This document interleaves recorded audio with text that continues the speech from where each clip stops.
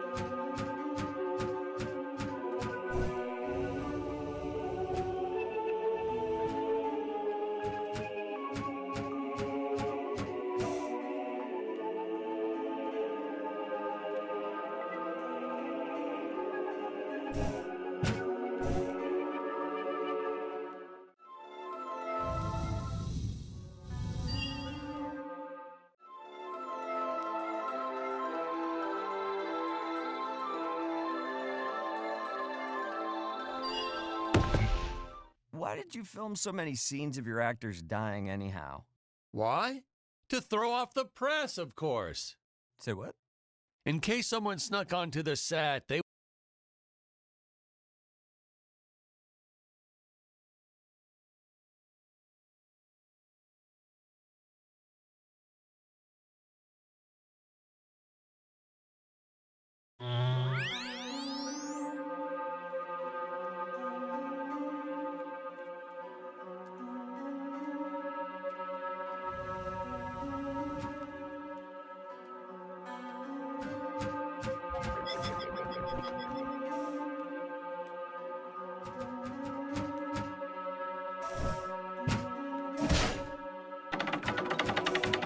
I hear modern science fiction directors sometimes put the lens flare in on purpose. Why on earth? What's the next trend? Dead fly on the lens? Jeez. Watch. You won't believe me, but you just watch. It'll happen. Some big shot will do it for one scene, and the following year, everyone will be doing it.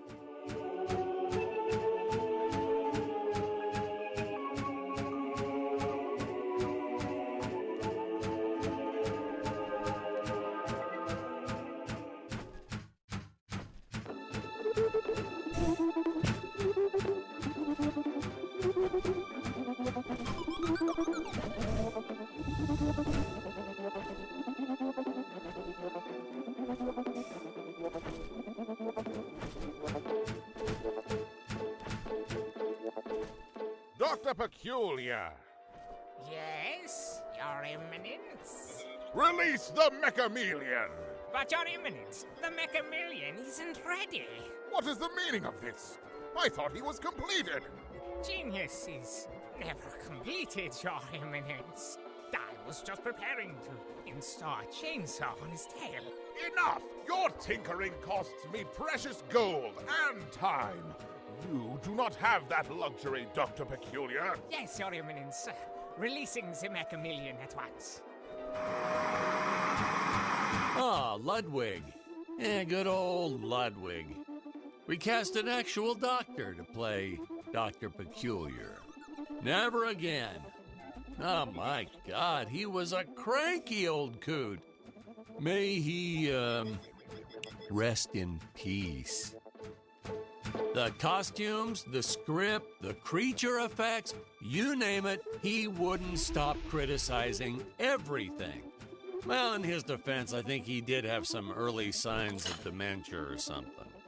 He was always getting lost on set, forgetting his lines, making up new ones.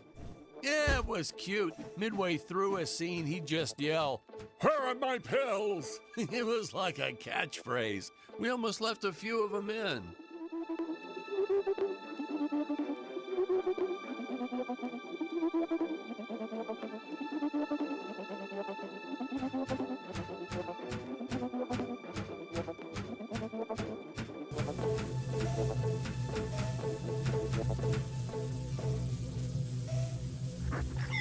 I have to say that the incredible job the animators did with the King Gorilla can only be outdone by their work in the Mechameleon.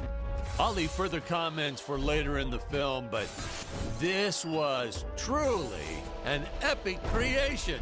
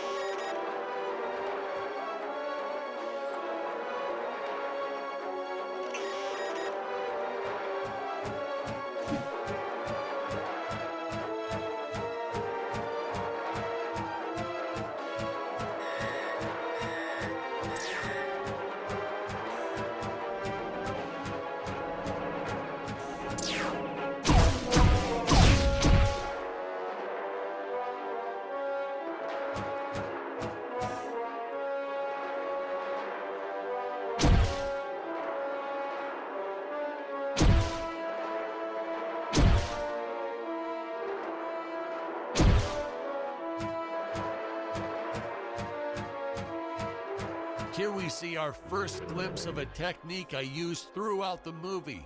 Want to make a big scary monster look even more menacing? Put it in a dome. Monster doesn't look scary enough already? Put it in a dome. Want the audience to know when a monster really means business? Put it in a dome.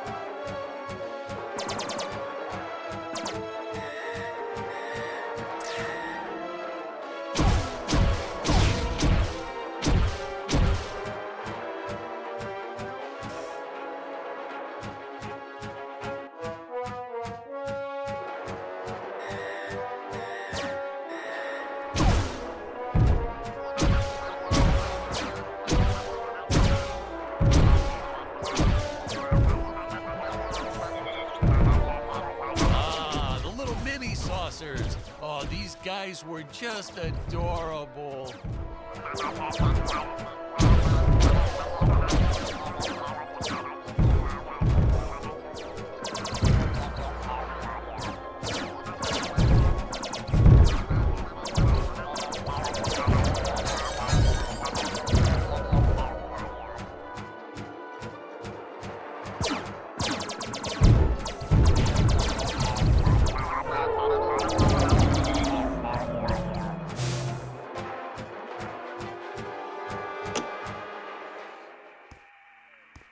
I was a huge fan of the old classic movie, The Flea, from 1958. So I created this monster as sort of an homage,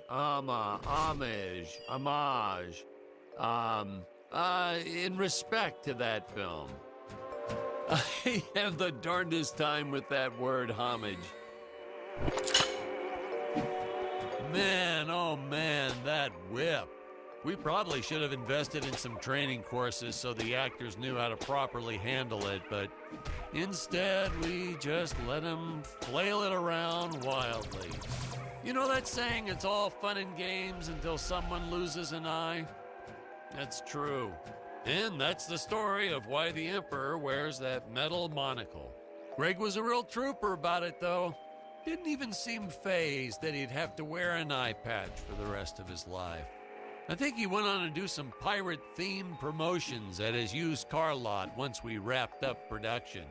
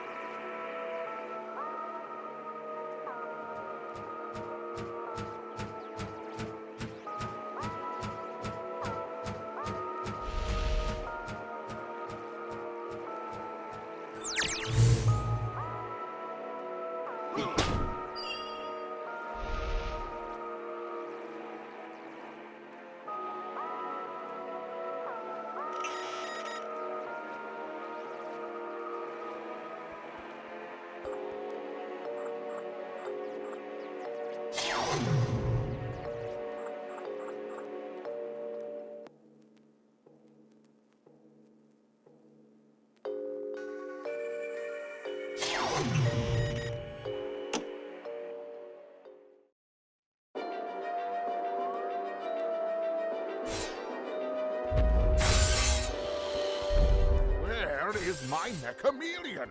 Why has it not pulverized the intruders already? Your Eminence, I was installing photon lasers into its eyes. I hadn't finished. So, the mech-chameleon might be somewhat, well, blind. My indomitable guardian is blind? I do not tolerate failure, Doctor. Getting these two to do their scenes together was enough to make your head spin. They weren't, strictly speaking, actors. Well, not in your usual sense. Ludwig here, or Dr. Peculiar, actually was a doctor. I think I told you that before. Greg, our Emperor, well, that's a whole different can of beans. Our casting guy found him at a used car lot. Greg talked him into buying just a horrible car. Thing never ran. Oh, then when he tried to get his money back, Greg just laughed maniacally. So, doggone it, he offered Greg the role right on the spot. He said, "Dan, this guy is perfect."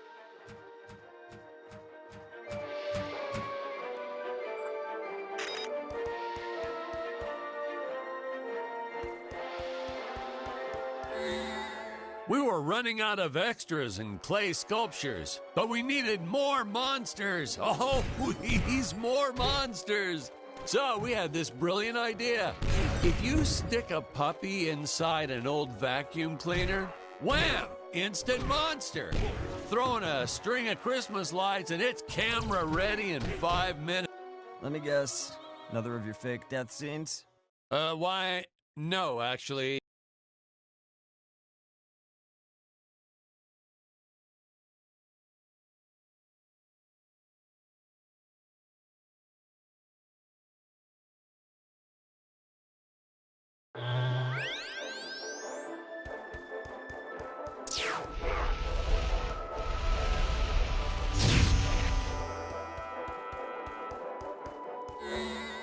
We were running out of extras and clay sculptures, but we needed more monsters. Oh, these more monsters. So we had this brilliant idea. If you stick a puppy inside an old vacuum cleaner, wham, instant monster. Throw in a string of Christmas lights and it's camera ready in 5 minutes. And that had to be some kind of world record or something. Fun fact, boys and girls, cinematographers don't like it when you use their dog without asking permission first. But hey, to that I say, what goes around comes around. Little Buster here runs so many shots barking all day long. You don't want me to grab your dog and cover him in Christmas lights? Well, don't bring him to work.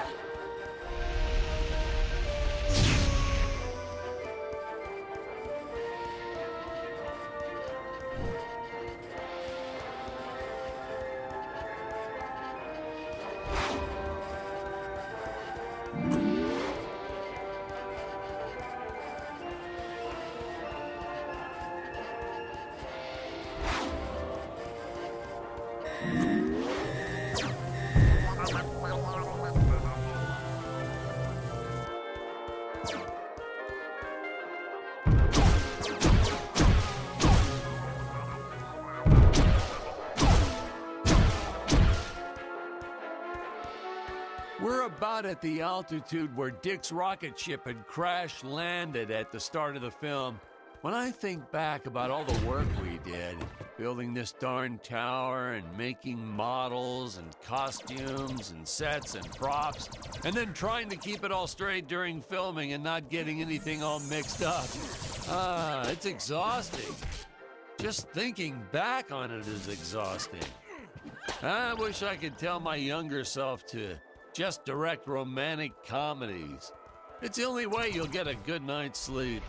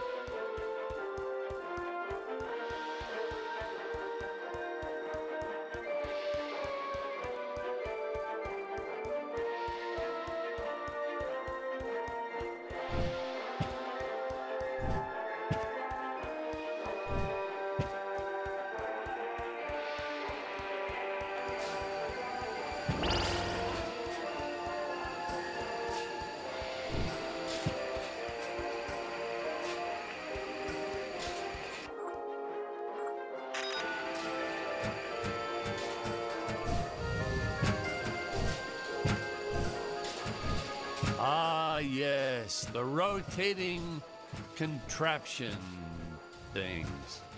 We actually used Ferris wheel parts from an old amusement park. I think it was called Disneyland. Disneyland? Isn't that kind of close to... Yeah, and the courts agreed with you. They shut them down before they opened the gates. Well, it's their own fault, I guess. Naturally, my production team swooped right in and bought up everything they could get their hands on. So I guess there was a silver lining to their legal battles. One man's lemon is another man's lemonade. Or however that saying goes.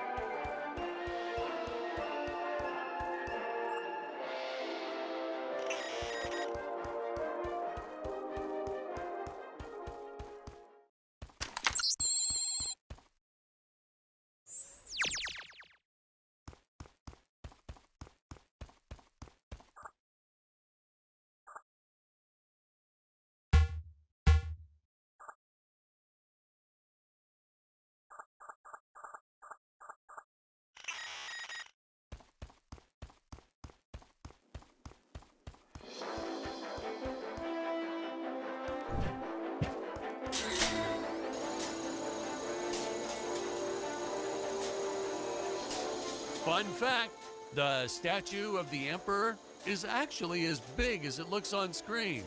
Yeah, we were going to use a small model and green screen it, but then Greg offered the fun building a life-size version. He was planning on setting it up front and center of his used car lot. Apparently, he ran into some issues with zoning laws. Yeah, I told him he should just play dumb and put the thing up anyway, but he wouldn't listen. I guess that's why he's still running that same lot, whereas I've been barred from filming in 12 different states.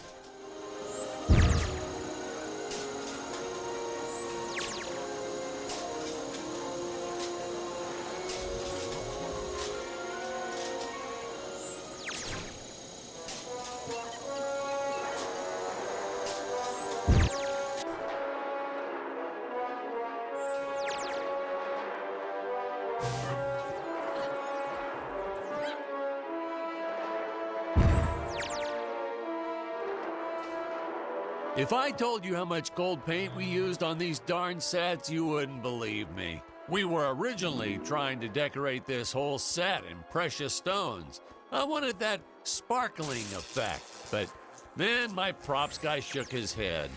I've learned that when he shakes his head, it's best to go with Plan B. Unfortunately, Plan B meant a cement mixer filled with gold paint.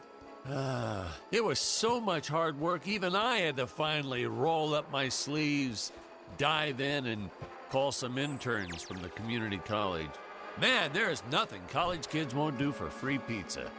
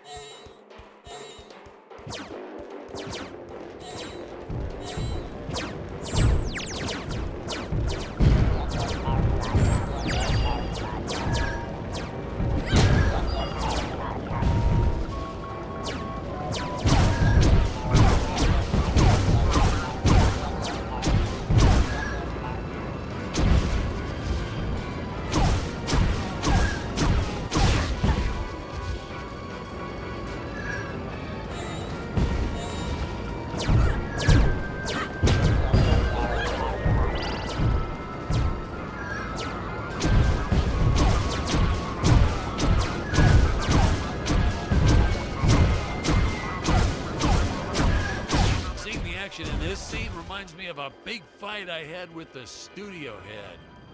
Word to the wise, when the guy funding your movie offers you a suggestion, stupidest idea ever is a phrase you should shy away from.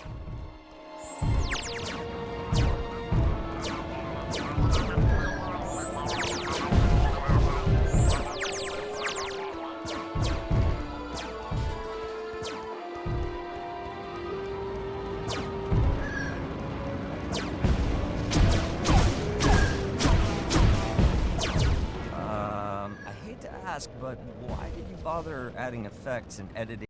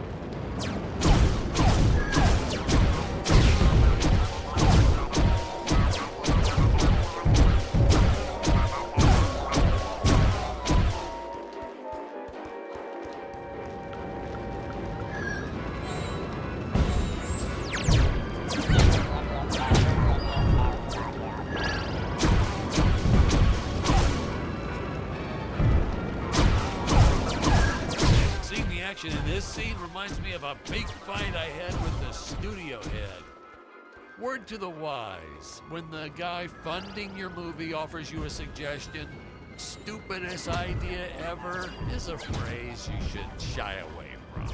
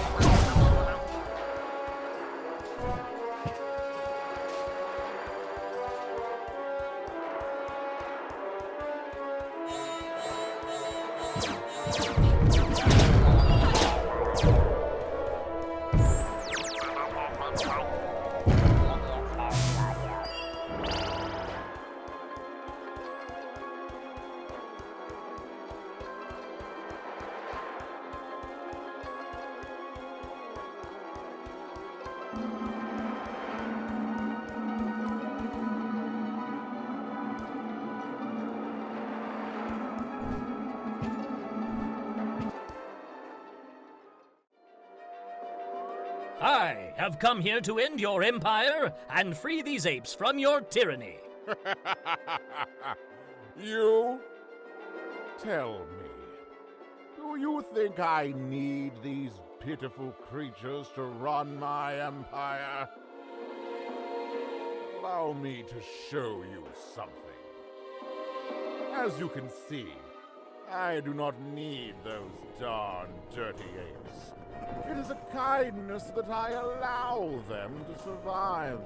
I give them work so they believe their life has purpose. All I truly want from them is their gold. Gold? Ha! What gold? Have you not seen the result of Gravoria's planet-wide radiation? When living beings die, their bodies are transmuted into solid gold. The apes are useless. I send my minions to harvest more gold for my empire. You are a cruel, heartless monster. Perhaps. Perhaps.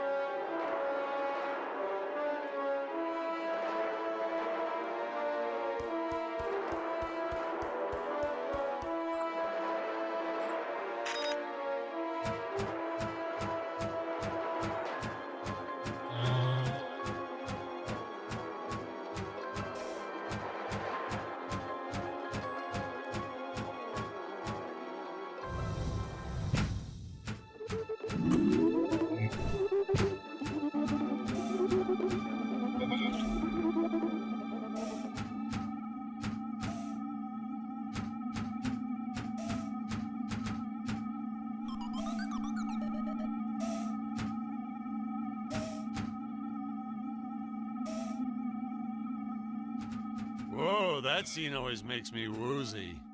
Hey, Patrick, I think we need a break.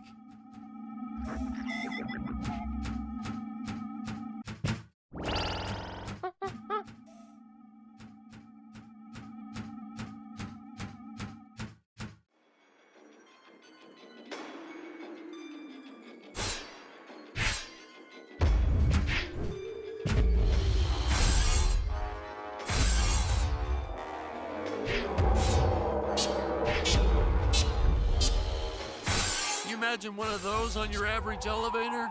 Still, it's even worse when you press all the buttons on a real elevator. People get so annoyed when you do that.